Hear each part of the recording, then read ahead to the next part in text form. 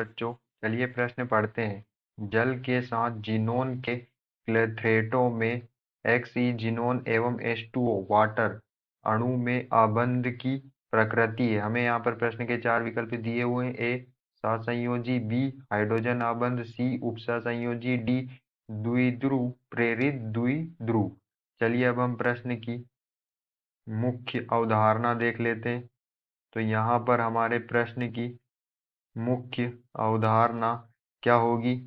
जो हमारा जीनोन होता है, ये क्या होता है? हमारा जीनोन होता है, ये हमारा उत्कृष्ट गैस का तत्व होता है। उत्कृष्ट जो गैस होती है उसका क्या होता है? तत्व होता है। और जो हमारा वाटर होता है H2O, ये इस तरह से होता है HOH। यहाँ पर हमारे ऑक्सीजन पे क्या होते हैं? दो लोन पेयर उपस्थित होते हैं।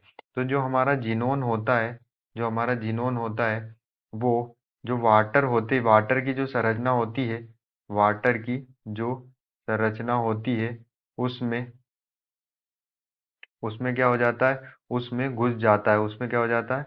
बंद हो जाता है। हमारे वाटर की जो संरचना होती है, उसमें क्या हो जाता है? ये इस तरह से घुस जाता है, पैक हो जाता है।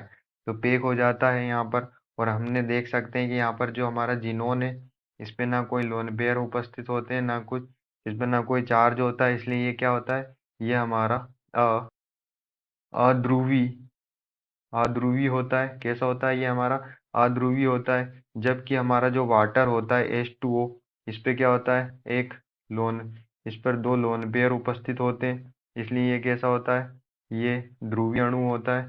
ध्रुवीय अणु होता है। और जब जब हम अध्रुवी और ध्रुवी को मिलाते हैं, जब हम अध्रुवी और ध्रुवी के जो बीच में जो क्रिया होती है, वो कौन सी होती है? वो क्रिया होती है द्वि द्विध्रुवी प्रेरित द्विध्रुव द्विध्रुवी